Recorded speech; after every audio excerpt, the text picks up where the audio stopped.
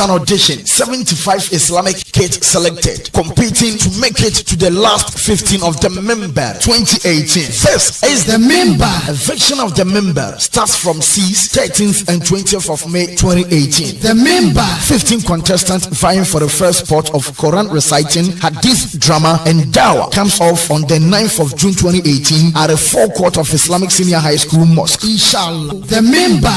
Talent, faith and leadership. To sponsor this event, call 0243 507 061, 0248 015 440 or 0274 666 444. The Member, the voice of Islam tomorrow. أعوذ بالله من الشيطان الرجيم بسم الله الرحمن الرحيم الحمد لله رب العالمين الحمد لله رب العالمين ربنا آتنا في الدنيا حسنة وفي الآخرة حسنة وقنا عذاب النار رب اجعلني مقيم الصلاة ومن ذريتي ربنا وتقبل دعاء ربنا اغفر لي ووالدي والمؤمنين يوم يقوم الحساب. السلام عليكم ورحمة الله تعالى وبركاته. Rahmatullahi ta'ala barakatuhu. Edin kaida otun fo yankopon ase. Se eyena dum eni ne penti. Nensu ya hia ma ohabiem. A ya ba dwudwene. Sebe ya kra yedie ho. Na bibia ye bese ase ne ye se ase wo otun fo yankopon din mu. Ye kai so bompa ye ma o ma sebe yankopon tu mu nsam ma o ma dwene ma o mu nyansa edi sese adwumadie we se ye mfambo Islam som. Yankopon ma mu koso da arjana o ma yankopon ba humo mobo ne wodi ma ko arjana ma ko dide yankopon ma san krofo yinka ho yanya yesu yetu ana mo a yenye nimdiefo na gidie nti a yesu ye bode wuro se ye di bebo Islam so yankopon so ma yokoduro o ma yina arjana so ne adwumedie ya ba a adwumedie da bia esi na so a ya ka ho asam eye bie wo twere nsam na debia se yenam abontene na se bibi to ya sintudua anase bibi ya yante ase ya na ya seda ade abaha na ya befa Qur'an na ya befa Bible na ya biemu na ya hwe niema ewomu because Ghana ana wiase afa na yina se wo pe se wonya gidie esipi anase yansa mu yansa wo fa sa yansa na won konko wie bonemu anase won konko hwiase eye Bible ekure yan ene Qur'an no se yen yasam na se yen tiase a na ye di abani ye bie sa antwere nsam ne mu na ne mimetampuri amabaha ne mu asam bi ekire madwene ena media ba se yen bie twere nsam ne mu ne yehwe nsam no epuma sibre enti ene program me di ba ne be bie twere nsam ne mu ahwe ne se ugidie ne sen di anti America sa asam ne se wiase afana yina uyi nkramofo frima de yina yinim ni se ya wa bosom wo honma wo ye na dwuma ena ye wo honhoma wo ye na dwuma ena ye wo obia ne gidi a wo di etena wiase bone bra na sa nkramofo emunu min seda enhunu omugidie no mu eyie papa de anti America sa ne se omutimi ka kire se bibie ni ho no ma bitime tu nipa da sene je se otumfo yankopon ma ho kwan na wotina se na obuja ne se sek me paache o limam me paache o malam me paache o aduro wo wiase na watina se na ka kire se aduro wo wiase se ho si die ho ne kire ma adwene wa ka samna se bibie ni ho bibie ni afiri otumfo yankopon no na wasa busa na sam se aduro wo wiase no na wasa ka kire we se ane aduro wo wiase so hu se di ade na sitie eno no na kire ma adwene no yesi abakosam bi eba hadith mu yesi ye fresh anipa no Habib ibn Hasim sa nipa we se na yesi na waye Yahuda fo ni bio ena otu komseni aduro ena otu na aduro no so yesi saa aduro no wodi ko share abura bi mu abura no say ma hunu ka mo fa me pon o say dabra misrim wa no say sana abura no edi a say edi aduru a yeto komseni no ekoko gumu ma enya komseni o say di asam no siti asam we mu ne ekire ma adwene sibe hunu say yegidie ni say yankopon say ono ne ema ono ne ekum ono ne pera ono ne esa na say yebusa me na me sa ka kire wo say aduru wo wiase ya enkire ma adwene say na ke say me fa ne say yankopon ama me mamienu na mamienu na wodi ama me no na ke say aduru timi ekum baako nye sa na tie si yegi sa tun wie na sa ka say bibie ni ho betimi asigi say otun fo yankopon pon ma ho kwan ya say eyentanta so hu si de sitie so hu si de sitie ena wo busa malum fo say eye ampa say yetu okomseni aduro ema aduro ni yana o say ane hadisi mu edi aba hadisi we ebun hoy ena malum fo no bebire di aba say eye na kore so hu no na say eye na kore dia na ye nwunu ho kakara so hu eno ntina ma say da eye na berebre atwe ho manson ana say mede ho program aba say ebe ya ka yina yemfa ya dwene ye de entoato ana ye hu ba bia di asam no ebeto mabusa sekifo mabusa malamfo mabuka lima mabusa limamfo na sama wo mo kan se aye no kure se sa asam ne wo ho ne eno nti na yankopon esane sura miensa ebi ba ya echese wo kan sa sura na ne ke se wo di atwetwa agi wo ho me bo ana kula uzubra bin nas ina kula uzubra bil falak ina naam sa aya mienu miensa kul huwa allah kul huwa allah suratul ikhlas naam kul a'udhu birabbil falaq suratul falaq kul a'udhu birabbin nas suratul nas sura miensa omo sa chire mu kra se sura isa sura we o kan miensa buma ne aya ni na aya bako 15 ne aya ni na aya 15 to mo chere se aduro na nipa kono de eye commission no na eye bako 15 ntina otufo nyankopon sane sa sura bako sura miensa ikhlas no ekita aya 9 falak no ekita aya enum ekamu na aya nkono ena nas nikita aya yisia ekamu na aya dunu kamo chese enuntina otufo nyankopon esane sa awere mi de twam kekenti no pese otu asoma mi takbir Allahu akbar wa ma mani agikora ohu se die na me kase ase nkramofo na agisa ade na tumu no so ehunu me kan na misuro ebia na ebinuma angia ntum sa ena me na mentiye da we na odi afo aso no e kira me se aye ampa se ingi tumuni de ewo ho so ehunu enti se wo so ewo ho dia masambusa ne se sa aduro no a anya yen papa yen nana okomseni no naam ye hadis kira se aduro wo wiase no ye hu bibia enye yi unim de andia meka na sa no me fa ne se aduro no nipa kro ne yeye ebamu so hu no ena omo kire ma se de ma ne bamu ne se yankopon pese o kire se aduro no wo ho nye sa na omo kire mu ena omo kire mu se yankopon pese o kire se aduro no wo ho a no ma sa ma wo sa aye mienza ne se kenkan no se de be ya aduro nye de enya ho nanso so ye fa gan ha kremofoni bi wo ho aduro nya wo akremofoni bi wo ho omo konju omo kodane dua kremofoni bi wo ho omo ko aduro ho se obi na to omo aduro ma omo koye enso so ubehwe mu no sa sura mienza ya ye kan no omo kankan on se de asam ni sitie eno ntene na me no se da bia me kama asam wo hanu me papa wo me sabe na wonye sala akire na sala batu me ewa kwan ena me nso so ameti ho me nko skuda ena me ameti high kratu me nko bida na nso so no madwene mu no me pese me somo tumfo yankopon ena ase bible ewo ho na quran ewo ho minim arabic ena minim brofo ena mpanimfo no bi aye atimi di abatwi mu me so mitikwi we de ko mi kurom kasa nso a mitimi kan ke se miti ye kurom kasa ena quran nso so abatwi mu eba ya che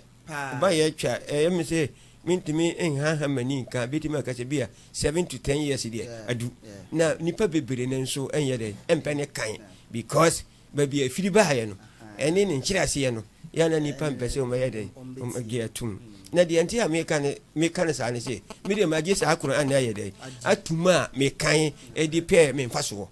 de anti a me kan sa ne se me gidie mu no minim se otumfo Yankopon na ye de aseda de sa Quran na bre me atampuri a eye wiase awie ye no se me nso so me mfa na me kan otumfo Yankopon asam me bo ana obi a manko school da na manko makranta ada na me se me kam Yankopon asam bayere ne metime akokofa Quran aya ababa kirima mane yi chiwe hu nti omo ka se sa Quran we no omo ngintum na ni pane baby afiri ba no omo ngintum no me no omo ya adwene woti ase na baby a me no omo ya adwene ne se ye eye Quran na obi a translate na se wodi na batwi mu nko ade a adante ne yankan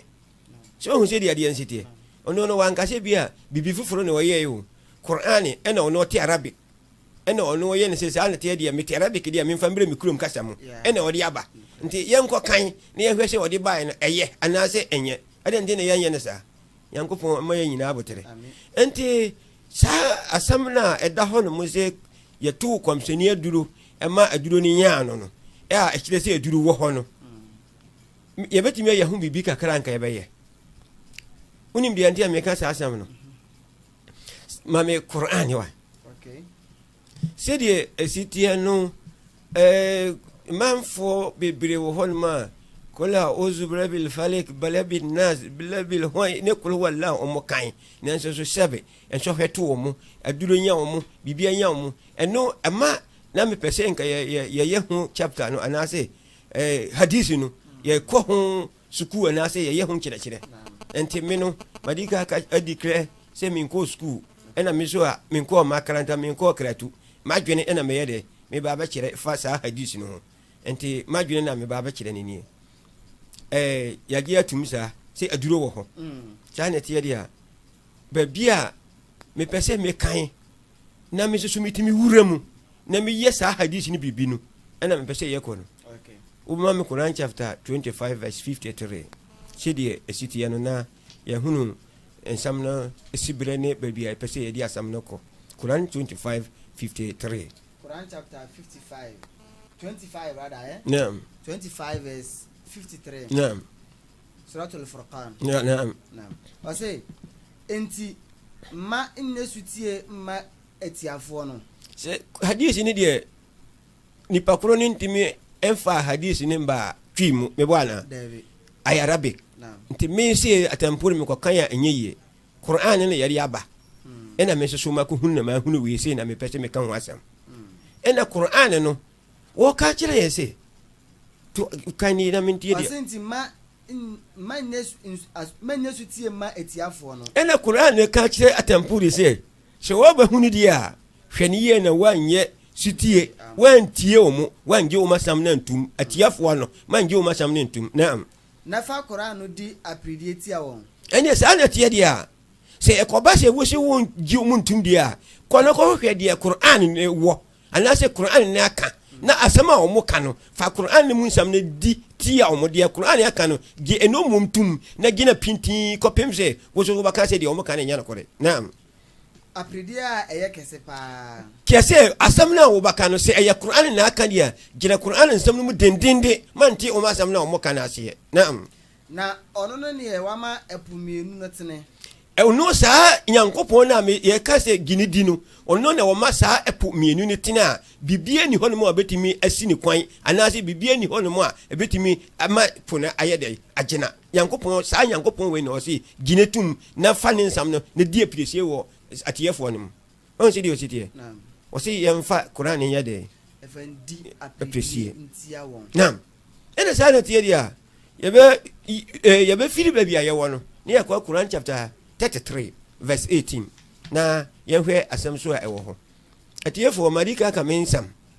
mense obia ena menye obia na me pena kore on se di asem ne sitie no me pena kore ena no kore so mfili baby gi se Bible and okura nso mfidi ba bigi se Quran so ti ase ɛna abakɔsɔm so yɛteɛ sɛ Quran sɛ hadith bi a ɛne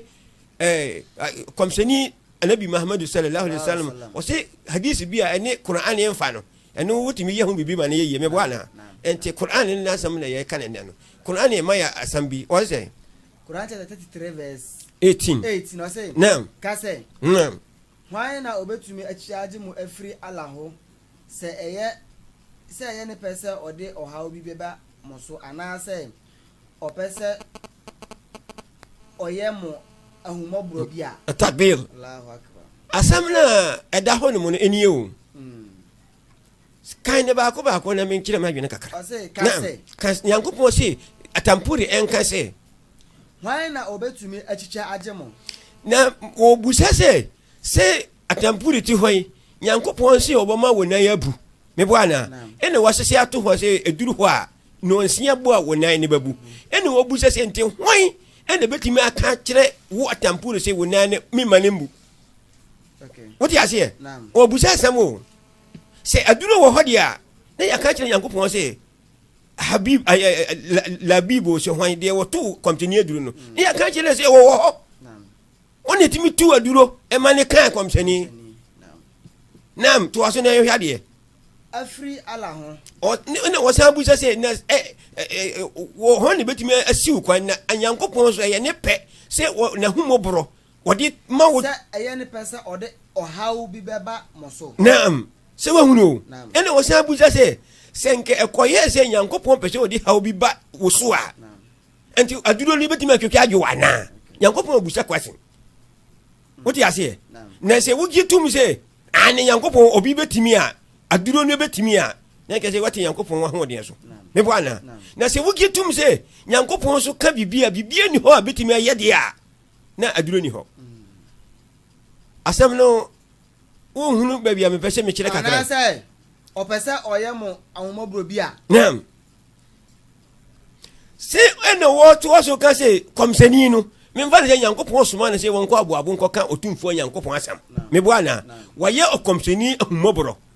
ɛna obi yɛto no aduro wɔntimi nsɔre ɔhu sɛ deɛ ɛsiteɛ wohwɛ a ɛne Koraa ne ɛfa na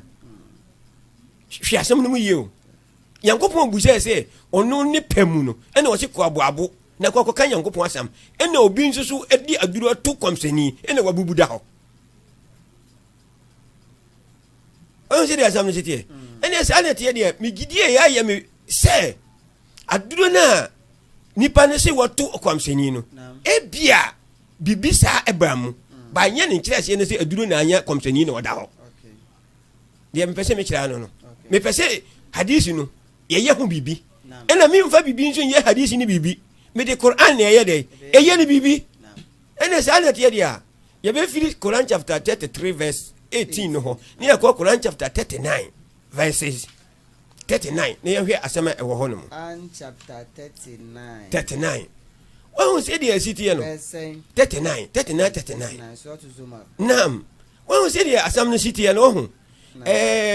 asɛm no ebi ɛni adanseɛ a wotumi twa asɛm no bi na wode akɔyɛ adanseɛ sɛ wahu no me sɛ woka sɛ aduro wɔ hɔ a ɛnyɛ me ya because bi a me a mete hɔ no mu no obi bɛtumi aka sɛ wɔtom aduro na ampa na adeɛ no ayɛ sɛ wahunu na ɛno no ɛna memepɛ sɛ mehunu sɛ ɛba saa no a ɛyɛ Nyankopɔn ne yɛyɛ anaasɛ aduro ne yɛyɛ me haw ne o saa na teɛ deɛ yɛnkɔ Quran chapter 39 verse 39 naam ɔse na sɛ wobisa wɔn sɛ naam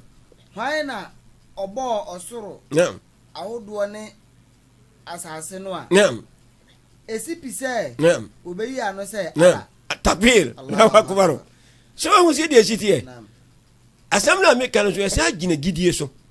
wote aseɛ wobusa atampuri a wobusa nkramofoɔ a wɔ wiase afa na nyinaa wobɛbusa wɔn sɛ hwan ne bɔɔ soro ne asase Allahu akbar na hwan ne bɔɔ ɛpo na hwan ne bɔɔ awia na hwan ne bɔɔ anadwo ɔbɛka kyerɛ wɔ sɛ Allah so wahu sɛ deɛ sitiɛ ɛne ɛna saa ne teɛ deɛ a to aso na yɛhunu adekora no a yɛn na yɛbɛka sɛ ɛyɛ Allah ne bɔɔ saa nneɛma no nyinaa no asɛm bɛɛ na Nyankopɔn ka nam ka sɛ ɛne yɛnka nkyerɛ wɔ m sɛ ɛdeɛ na mo adwene kyerɛ mo se sa ne tie dia ala ne bo sa ni ma we nyina na se wugidi se ala ne bo ye dia na se wubusa o ma ka se on ye na ma adwene kire mu ne sa ne tie dia se ye hunu se Yankopon ne bo we nyina dia se na ye adwene e kire ye fa sa Yankopon se ala pese o ha obi to me ha se sa Yankopon no o pese o de ha obi to atampuria so nkrofo no a mukwati ala frɛ won no betumi ayi edem die no afri edem die a ono de ato me so no atakpil se Yankopon busa mi o se atampuria busa o mu se sa na tie dia me pese wo no me mbu nan obi a wo ye aduro anase obi e o ye beyie anase obi a otu nuro busa le se obetime wonana me pese me buni no ono obetime ye firi ho ana Yankopon ne abusa o Yankopon se me mbusa obi se aduro bi wo ho a Yankopon soma komsani a obetime ato na aduro ana nyesa na obusa nam to aso ana se nam eye ne pese o mame ahomobro bi a nam so wobetumi asanka na humobro no nam sane tie dia Yankopon pese o soma komsani Muhammad sallallahu alaihi wasallam ni wonko abua kwanko ka otumfo Yankopon ene obi ato na aduro so huno wandi ba anko wasanka na so wansanka no hwe sasamwe ene Qur'an no e ka kire se pastor dia yempe Qur'an no ayesa ebetimi ko atie sa dia wei me bwana se omo ka se aduro wo ho ye de timi de tu obi ma nya no aduro wo ho Yankopon ye wo se ya na aduro na asai wo se Yankopon se ye nkontia o se me ye ho bibi ene na sa na tie dia me pese ye ye ho bibi ndi na me ka ho asam no ma Quran chapter 25 verses 4 na ehwe asama e wo ho Quran chapter 25 verse 4 suratul furqan na'am okay Quran can say say na'am na wakwati no afa asunnie a won mohwe na wo mum na wabo won takbil lahu akbaru nipa odasenia ba sa hwe we so hu ti de jitie malam fo ni bi Yankopon yi enfirim akisofo ni bi Yankopon yi enfirim abosonsonfo no ena akafirifo no oma baba fa ade bi wo asate we so o mo ye dai o mo som o mo ena Yankopon ne ka se oma fa se ankorofo no dua ensuo so huno ena ebo ena Yankopon se oma fa sa niema na o mo som sa niema no so o mo ntimi mbɔhwe na mom otumfo Yankopon na aye dai abo o mo Allahu akbar Yankopon se ono na abo sa ankorofo no aduro ni nyina Yankopon se ono na abo o mo yankwaso ya na woni tumi se wobeyo ohaw ade se Yankopon esuma atampuri se kwale ko kan otumfo Yankopon wo aboabo ana se kwada so a aduro ni ho betimi ato ne se me tu aduro se de be ya wontimi nkata Yankopon je bi ni ho wodi ase Yankopon se bi ni ho ana abi wo ho na yanko ana se mfasodie ama won ho eni se ana tie Yankopon pese wodi mfasodie bi ma atampuri a Yankopon buja se nti obi betimi ato atampuri aduro se de be ya mfasodie ni emba ni nkan ya na ayasem buja se wuji tum se obetimi atoa na se labib etu komteni aduro dia na ke se Yankopon asam no watwa wo fom because o si obi betimi se Yankopon se obi betimi na se unim se Yankopon ontimi dia wo se obi betimi se unim se Yankopon betimi dia ka se obi ani ho obi asu ni ho dia labib nso aduro no ani ho atapil masam nini na woni tumi wo owuo asam ni yina no se obi ko to obi aduro ma na wu ma kramboni agia tar da ni si den Yankopon se minkan je bi ni ho se Kristofo a o ma ati asinwuram se brane mi tu honhomone ena wuo no enye kwa na asam si ne kumu no ena Yankopon se yankan kiro mo se obi ani ho oni owo wuo so tumi ontimi ma onkwa ena ontimi ma wuo ena tampuri asore wiye ye brema mo se me ka ho asam si wa hu se di asam ne sitie ene na sa na tie dia o hu se di asam na Quran si yakana no ne eya kame ayese obi ani aduro obetimi asai ne yanko sa na me hunu enti sa labib aduro na okoto komseni no eye bibi ne siye What you say? And the Biblia see and Yankope. Okay. So, say me the Quran hadisi we muse mingintum I was say me kokope adia Quran di base adia na nem yanko Quran Bible mo yanko ko sire bibi mfiri ho ne ya ba ya de Quran na ya de apiso na amu ya de jumadi ne di bio kiresem naam ene bio kiresem ne ebu so ugidie ne say wa yanko po ne de ugidie ne say naam ugidie ne say aduro ho na say aduro ni ho naam sanati ya dia mam Deuteronomy chapter 13 verses 1 na yanko yanim Deuteronomy chapter 13 otumfo yankopon se yemfa Quran no ni yentwetwa engi ye ho ena me kan se Quran no ebeya ka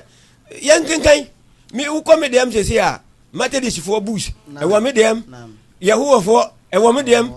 SDA e wo me dem Pentecost e wo me dem Quran e wo me dem Bible ye dey e wo me dem Al-Sunnah for e wo me dem Tigianias e wo me dem Hamadia e wo me dem alientina me hwe anokore na huna anokore no takbir yankopon boye mi wo gidie se mi nche obi wo di ase se wo gidie mo se wo nimdie mo obi bie mo wo nche obi ebia na adwene na akuri o se wo nche obi no ebi nche na obi nso ye de o chen ho ena ya ba hwehwe mu hanamo ena ya si ya to komsani aduro ma aduro na ye de anya no ena ebu se Quran se o se de bibi se enya enu na ye obi ntimi nsenka ade no ne ke se ya ye se hadisi we no ya contradict in the Quran me bwana ena ma kire ma ayesi ni bia kire se Nyankopon sumo obi se onko ye bibia Nyankopon bo obi se onye bibia bibi ntimi nsanka no sa ena bibi ntimi nsanka na se obi nso tu okomseni aduro ma ne nyane dia ne ye yende ena ye se ye mere mesele Quran ay Bible na wam ye mbusa no ne ye hwe se sankire mu no o de sai ene baba ena yakwa konye Deuteronomy chapter 13 verse 1 nam se odifo bi ana odayesufo bi sore mu a nam na oma wo senchene ana anwade bi asam ni na no labibu na ono ko to komseni aduro wote ase Hebun Hasim ana se Misrim 1 mu na wokoto na aduro na anya no ena Bible e ka kide se obi koto obi aduro na se anya no sa na senchene ana anwade a okakire wo no bamu na okase na asamna ono kan se okoto komseni aduro ana se koin na omofa se omhunu se okoto komseni aduro no se nipa na tu komseni aduro no ene eba mu ampade a na wakase na owie no wakase ma yenkodi anyame foforo a woni won achi nkosom won a okay aduro ni wo wiase dia me yenko malam ni hono nko ma yaduro ma yenko bosom hono nko ma yaduro because komseni ko na yatuna duro nege se duro ni wo ho wallahi imprensa se wo ka kire me se komseni yatuna duro na se me gidi wi a wo ka kire me se duro ni wi a se me ntiase me bwana na wo ka kire me se ma me nko obi so ho nko pe aduro mbo me ho man me ntiase komseni ko na nyanya nko po ne bo ne ho ban na aduro anya no nte wo se me ko nko nje ko pe se be bi ni tumasini mu enu nti na me pe se nka yenka ne yenyi sa hadisi we no ehuni esem no yenyi firi ho ne yempa bibi foforo nya de emfa se ho ena Bible kirikiri mu se ekoba se nipa ne se wotu aduro ade ne wo se wo ye no wo ye abam ne wo ka kire wo se aduro wo wiase a nge ntum entie odifo ana odayesofo ensem no nam asam na wo se aduro wo ho ono na ato obi aduro ana se ono na ato komteni aduro man nya no wo se me yentie me bwana wo se me yentie takbir nti yanko efrisai nam erade munyankopon resomo ahwe aduro na yesi yatu komteni na se woda ho se ni na ye ne ya se ni tiri ye ne ya no nyankopon se wodi so komteni ahwe takbir nyankopon se wodi so komteni kom ayi suefo no se ahwe nam na wahunu se na wahwe ahunu o makoma mu se mode makoma nyina asam na nyankopon se kullal yus o se ya kana se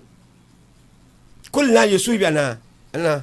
kullal yusibana illa ma kataba lahu lana huwa maulana wa allahi fal yatawakkal lil mu'minin o se nyankopon kan Quran mu se bibia ni ho la betumi ato mo odasani ewe mo kara anase mo honam no gite otumfo Nyankopɔn apene so ansa na bibia nso so Nyankopɔn se semere na ye de ato ho nti sa Nyankopɔn no na gidiefo ni na de o mo wira ye de ahye ne mu me bo ana na o ene wo se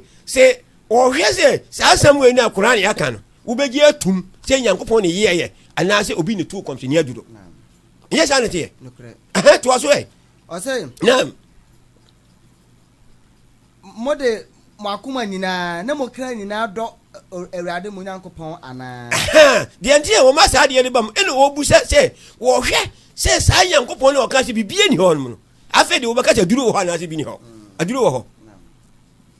o se sa wo hwe se wo beka se aduro wo ha na se aduro ni ho asam ni ni o se de Bible si a kire mama ya hunu mu enie na je se sa komse ni de no wo se si ya yan kan se Nyankopɔn ne ye de wo so ne hwe ye na nye aduro na eye de e ba ye enti wo kola mpo no se kulu wallahu se ay sura ay brabi naso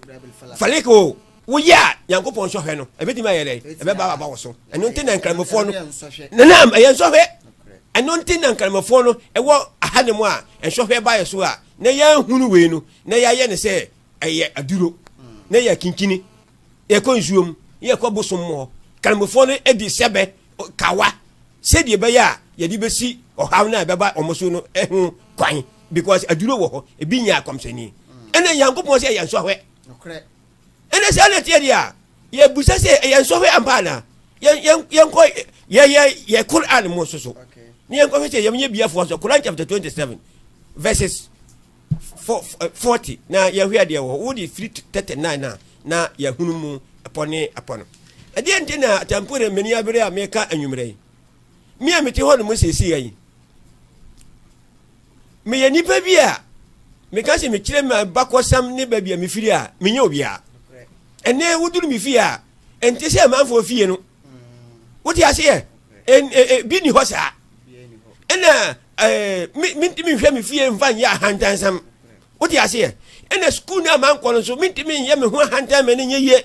ena karatu na me ko enso ne dia metimi aye hantan ma ye de aye because nimdie no me nibi ne mo me pa na kore ena Yankopɔn so aye madom ne yakohunu ba bia na kore wo Quran ya na kore me bwana Quran ya na kore Bible ya na kore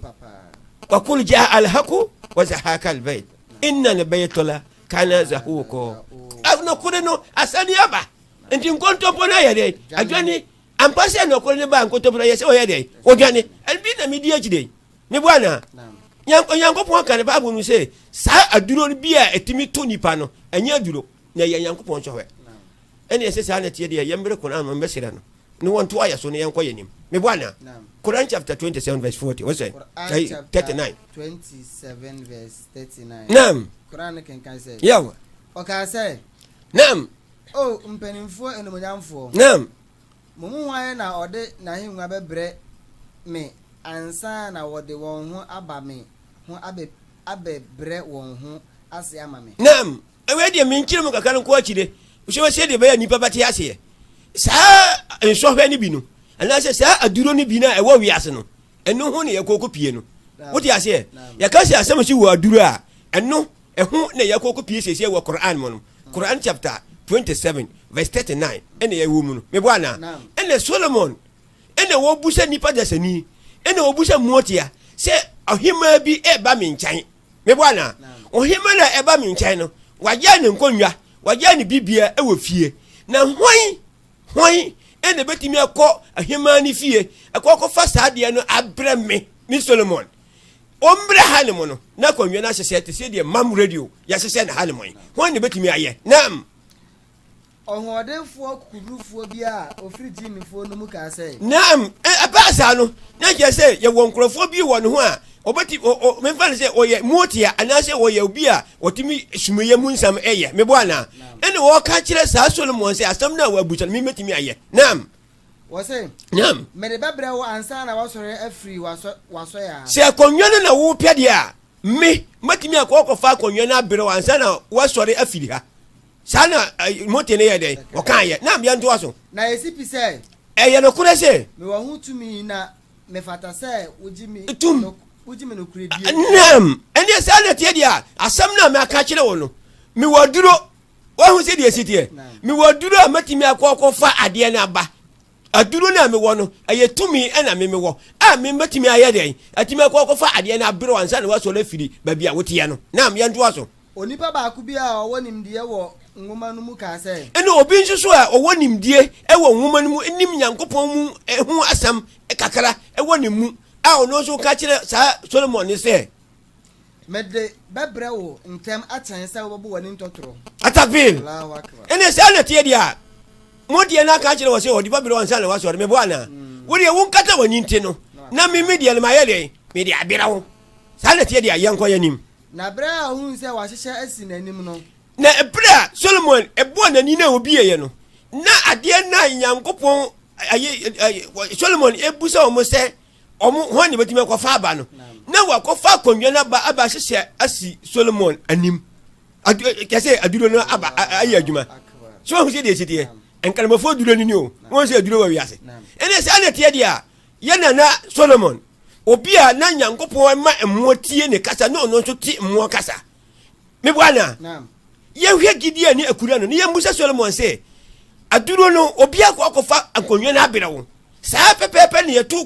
kɔnsɛni aduro ɛma ne yɛ deɛ ɛnya no yɛbusa wo sɛ saa deɛ ne aba ayɛ deɛ na ama saa deɛ na ayɛ deɛ aba mebo ana yɛnkɔe ɔka sɛ ɛna Solomon ɔteɛ mo ka sɛ wafiri Awurade adom no mu atabil Allahu akbar sɛ saa na teɛ deɛ a obi atimi ato kɔnsɛni aduro deɛ a ɛyɛ Nyankopɔn ne so ne hwɛyɛ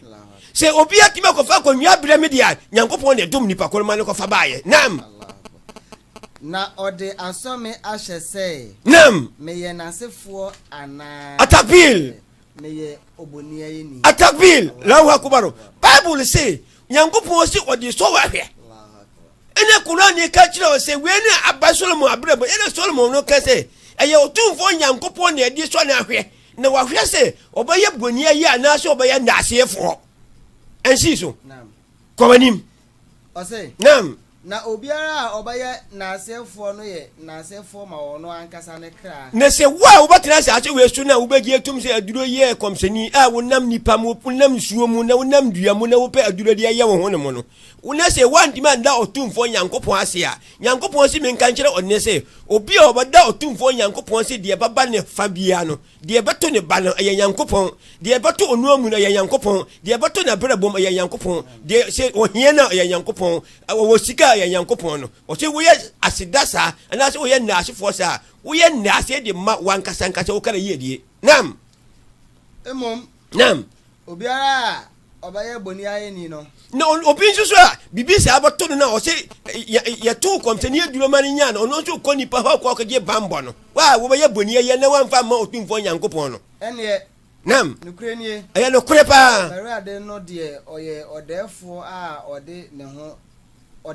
sɛ wonim a na sɛ wokɔyɛ saa deɛ no a Nyankopɔn sɛ yɛnka nkyɛ ɔyɛ ɔdeɛfoɔ ɔtumfoɔ Nyankopɔn a ɔsoma obi ntimi ngye ɛne ɔgye mu sɛ obi nso ntimi nyɛ dɛ ntimi mfa ɔsɛ memmɔ wɔ amane anwummerɛ ɔyɛ ɔdeɛfoɔ a ɔtumfoɔ Nyankopɔn na biribi dae no takbil wohwɛ asɛm no ɛte sɛn ɛne saa na teɛ deɛ a yɛkɔ yɛ nimmɛbɔ ana Nyankopɔn na ɛkyerɛ mu ɔka kyerɛ sɛ saa duro no yɛnyi yɛ ho ɛmfiri mu na sɛ duro nyɛ kɔmsɛni no ɛne Quran ne nkɔ papa mebo ana Quran ne busa wo sɛ sɛ wɔsoma obi sɛ wɔnkɔnkɔ ka Nyankopɔn asɛm obi wɔ tumi a obitumi asanka nano a woka sɛ ane a na ɛkɛ sɛ aduro wɔ hɔ woka sɛ daabi a na ɛkɛ sɛ aduro yɛ dɛn aduro ni hɔ wahu sɛ deɛ Solomon si ka asɛm no ɔtumfoɔ Nyankopɔn ne ɛsɔ no hwɛ ɛna Bible nso ka sɛ ɔde sɔ no hwɛ nam sɛ wo Gideoni no ɛna Nyankopɔn aka saa asɛm no sɛ ɔde sɔ wahwɛ na nipa no a ɔngye ndi no a adeɛ ne baasa no ɛdeɛ nso ne Nyankopɔn ka kyerɛ saa nipa korɔ no sɛ ohu sɛ deɛ sideɛ wohu sɛ wo Gideoni no ɔsɛ bibi saa ɛba sɛ obi ka sɛ ɔbɛto oduro na sɛ bi a adeɛ kyɛ ne wo nsan yɛ wɔyɛ a mangye ntum sɛ nipa no ato oduro ne Nyankopɔn na ayɛ dɛ asɔ wahwɛ sɛ wahu no dini ana woda so kura gidie ne kasa na ɔka kyerɛ wo no anaa afei de na deɛ nti na ɛba saa ɔma a moyɛ boniyɛyɛ ɛnaasɛ ɔma a ɔmosombosom ɛnaasɛ ɔmo ngye Nyankopɔn di no yɛbɛbusa so sɛ na ɛba saa no a sɛ hunu sɛ ɛba saa no a ɔmo soso deɛ ne Nyankopɔn ɛde yɛ ɔmo Quran chapter 22 verse 30. Quran chapter 22 verse 33. Verse 33. 53. Okay. Quran chapter 32 verse 53. Quran 22. Quran chapter 22 verse 53. No. Manyawa ha. Quran na kenkan say. No. O say. Na yansoma osomafo bi ana okomshani bi ani wanim kan. Naam. Sedi anam fancy wo. Me kiremu kakara sedi be ya na nipa adwene be ya de. Bia na hunse mi ameka asam no. Minim ba bia ye fide. Ene ba bia yakọ. Obi nso otie de won se de hunu sa. So hu. Aduro ene manfo se aduro ne wo ho. Ene Nyankopon so kire ni nsam mo se enye aduro ne mo ya ono no nchohwe. Ene ye firi mu na e kire se wa oye gidie ni no. Bibi sa to Nyankopon se kai hunu se ono Nyankopon na aye de aso wa hwe. So hunu. Ene nipa na wo se matu aduro. Aduro no anya wo no. Ene ye kwakọ hwe ono so gina bere. Ene ye beduru ha ne mo ne Nyankopon se yansoma obi ama na amfa ne ho totoroto da. Emom bra ohwehwe se ohwe na ohwe ne botaye mano ohwe ne botaye mano abra nipa na bana oba ba som otumfo Nyankopon opese okeka Nyankopon asamma obi ehu se otumfo Nyankopon ye ba akopɛ na Nyankopon ne tonsuo na Nyankopon ne ekum na Nyankopon ne emankwa no na obi nso abagye nkan se misum wo aduro metime to aduro no Satan na akwansi de toto na akwan mu na kia se Nyankopon ka se menko na wuo ne ewo me a menko na nkwane wo me a na bonsam so aka se dabi aduro wo wiase aduro betime akum nipa aduro betime apra nipa aduro betime yi Nyankopon ase de na firi hodi ono ne duro ye de na Nyankopon aka ne sa na bonsam so aba ka sa akire sa nipa koro no nam nanso ala yi akwansi de a Satan de to ho no asam ni ina no nipa na aka kire we se ade we basi ade na asi no wo se wo batu komteni aduro ade na asi no anu achi no Nyankopon de so komteni hwe wiye no ene Nyankopon yi ade na firi ho so hu se de sitie 54 ne Musa se ade ante Nyankopon ma ade no eba mu so te ase se na wo se nka Nyankopon esi sa ade no kon se de be ya aduro no enyi adwuma wo te ase ene Nyankopon se eno korampo enyi aduro e yanso hwe na ono Nyankopon ye de e de so na hwe ya Musa se nipa na ono to sa aduru na ade ne ba mu no ade ntene Nyankopon ma ne ba mu nam o say 54 nam o say o ma we hu kwan se de ebeye na ode akwansidie Satan de to nkomhyefo no akwan mu no beye nsohwe ama nkromfo yare wo won akoma mu nam ne nkromfo won akoma aye dendenden nam na esipi se nam adeboneyefo no aka echirichiri wo mfumsuo mu takbil Allahu akbar won se de sitie o se sa ade na o mane ba mu no konfo no obi otunuro no yade wo na akoma mu wodi ase ena ono Nyankopon bota ne se wadome no o mpese wo baba Nyankopon fa mu biem Nyankopon no so adome sa nipa koro no Nyankopon mpese wo baba no se wo koye ade ne se amama obasakara Nyankopon so adom na ka chene se onu Nyankopon wo de ne hu kan tam se wo di botu gem nti de wom ni se sa de ne bam sa na ma na adwena ye ne se wa ya de ama na fete wa yira ko kiri wati asiana afede wa yira ko kiri me bwana nye sa ne te wo sa ti so obiti ho ne mo fisi ye wonu ba pemine ne o sore ya o kofa bodua ko tele nwuram wo ko ne o ka te se ade chi a nsuo beto na nsuo ni ato Nyankopon si wa yira no wo mane mba han mu biem wo ko hunu sa nsuo ne waji onu adi Nyankopon se yen kirekire mu ne yen kan kire wo se eno no eye otumfo Nyankopon enhwehwe aduro ni wiase wo ko konungo aduro ni betimi asanka wo giche Nyankopon ma ho kwan ene sa na tieria ya kwa wiye fa Quran chapter na yen fa no nkulusu aya na adwane wo sa aya we ebeba sa aya we se wo se nka wo kore hunu mi ta kai sa aya bi 23 se so ya won fa yin anyima wari tia se adwuma no nse anokore enye adwuma ba ko ene ni nipa ba ko so adwuma na wo ye nti de womi nam nti de womi na ne se otumfo Nyankopɔn no waka kire se bibie ni ho betumi to ye se ye hunam dua no mu anase asase na yetie so no bibie ni ho betumi asi gise otumfo Nyankopɔn ma ho kwan na wasese bere ama obia ni na dwumadie nti me ka kire we se aduro ewo wi ache na atu komseni na ye nso hwe enye aduro bi enko obi ho nkopɛ aduro enko nsumu nkopɛ aduro enko konfo nkopɛ aduro na emmom no bompa ye ka kire otumfo Nyankopɔn se ofa obo ne chewo na wasakra ofiri bibia mu masam ni ti ugidie ne se no min kire mu oni se wo so wo nkire mu foforo a min si okwan ena madika ka kire ho nye minim die mu min ko school na min ko makaranta na emmom no kakra me hu na me asusu hu a kire wo no se wo pa minu yanko yanim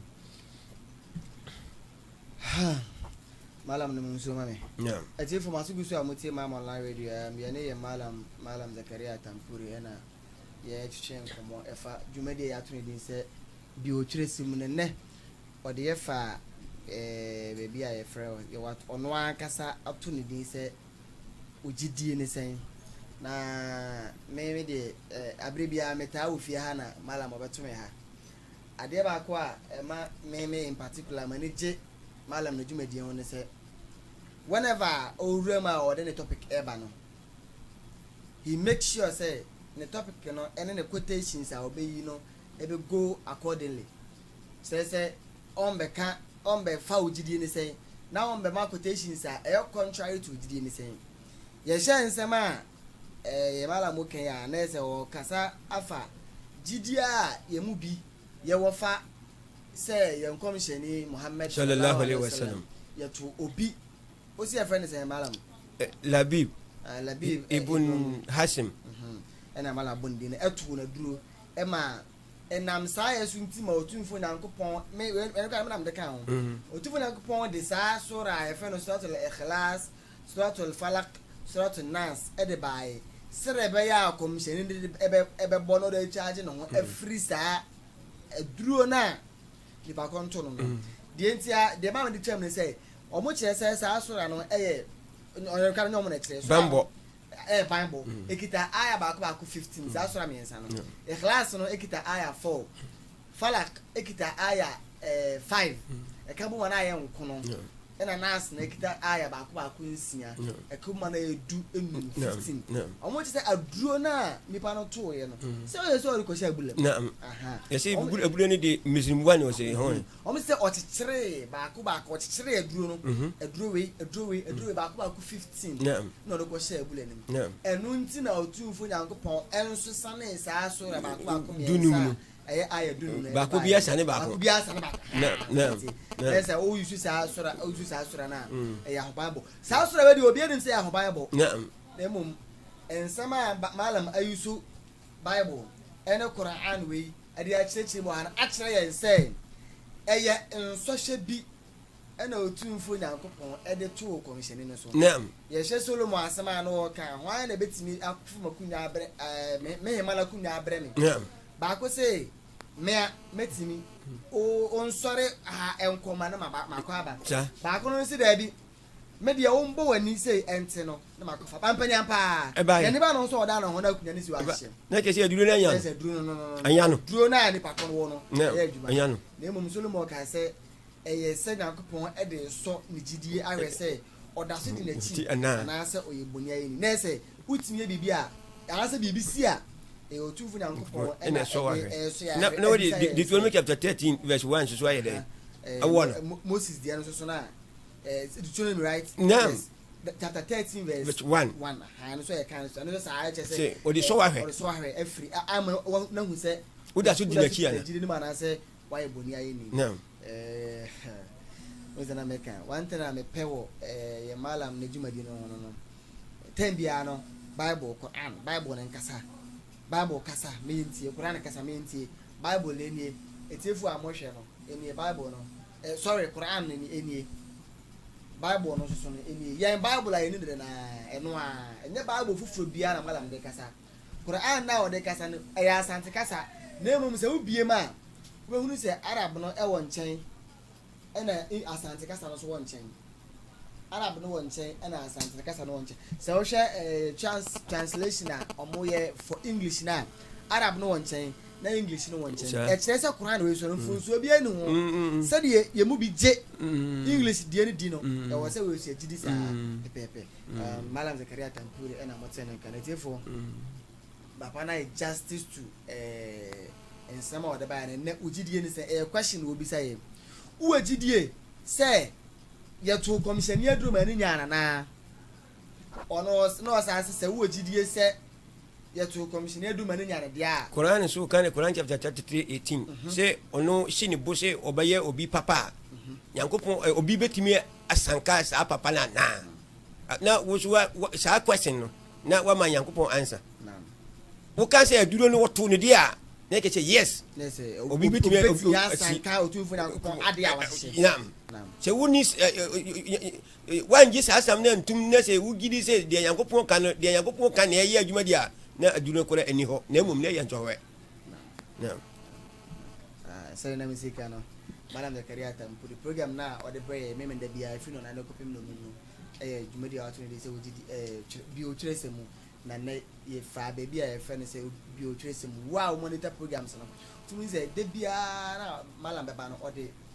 topic for ne beba oba so a Bible and Quran Bible me the Quran na kire mo ne ebo next week topic a malam beba ha no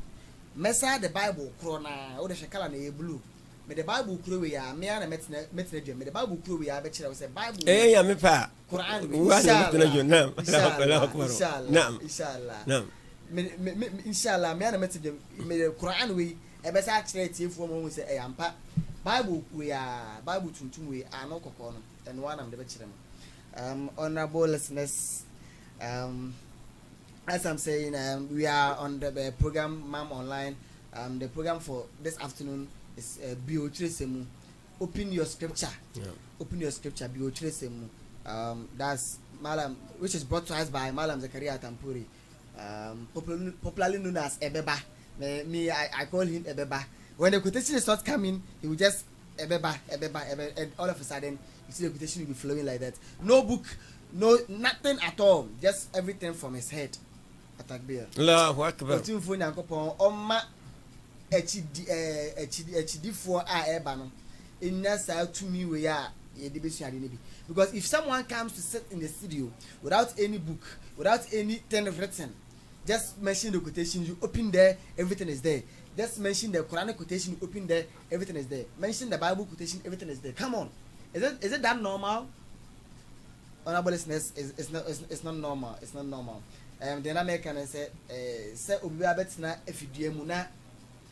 on chere bibia ngu krata so on chere bibia nhye ne botomu fan ban na emum oboso say bie quotation we a ubia ehwa bie ha ubia ehwa na say malam no ensem e na odinam ni nya no wa conclude ni say Yankopon sha won so mi mfa nhya yade na emum ye de chire nya mi nsem Yankopon asem motiefo matigu so amotiem obetima afre no abadwumadi no so number a obefre no ene ya mu amuhwe TV number na good screen so no 0200773367 0200773367 eno ye number ofre a obadwumadi mu amuhwe TV no so no sele mdika sika na 0200773367 WhatsApp call ofre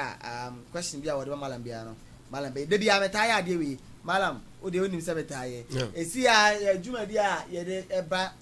ne the time na time jumadi na so time I was saying jumadi na banaso though me more close die but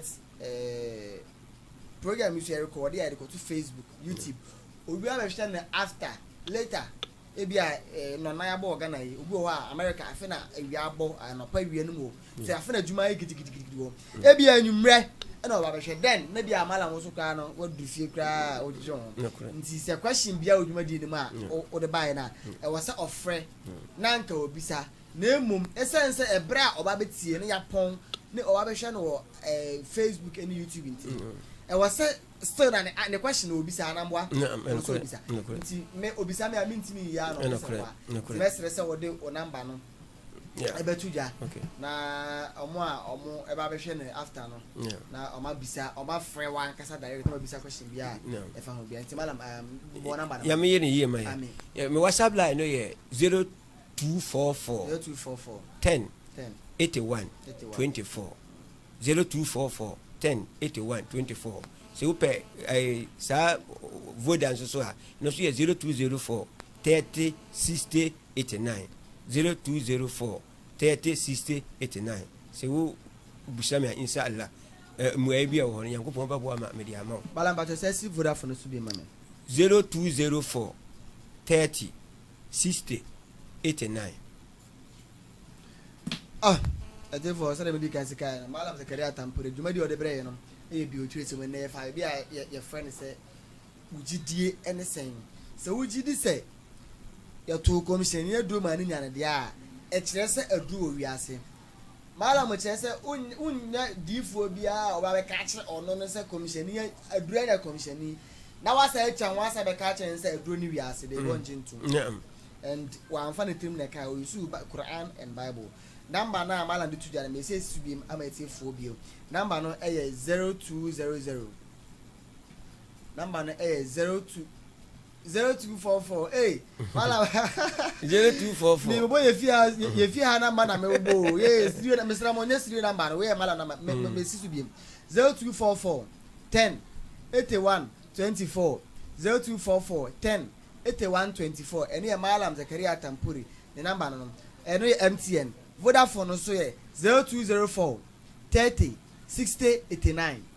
0204 30 60 89 eno malam Zakaria Tampore the number offer a onsa beka no malam yempe baby pa na yemfa dwumadi ni nsi na mebo next week inshallah yembra yembeto aso influ kakra meti makane se asem we amemba ka agu hɔ no mu madika kire baby mefire sheik betie pastor betie limam betie malam kese betie ma wo mane ya ne ya pi se nipa no oba e wantwe aya na wo kire na adwene musi no woti ase na mere bi na ajeku eye frame bi ma ekoye se isa wasai aye malam isa ema minua ba ko ekonto kwa bebre na mka che ne se minti ase se ase sa film we ne ebo nkaramofo echi woti ase ni ye nkaramofo eya ohunu a ensem fatana wo bo n'echi no nkaramofo nyina so ne se o mbabo no ena me ka sa ase dabi se idea na ayade papa ene wo ye dia ye ngentum se ayade pole adi boni bi na wo ye na enye emfata karamboni dia ye ntwe ye hu ye de emfiri hu na de ntia me ka sa ne se Nyankopon ekan hadisi mu mbemagi matum se Quran so obaka se mochi no komseni achi no obi be firi komseni mu so huno ababatu akamofofo ama omayede omaji atum even obetimi atu kristofo efo ama omayede omaji atum enti saade te dia obi betu efo nko dia yengyina saade no so na yemfa futuo ne yede emfa nyi adwuma ena mini apani ka cha me se ena nipa no kora baba betu efo ma yaji atuma nipa ne se wo mfiri Ghana ha se wa hu se dia sitie enti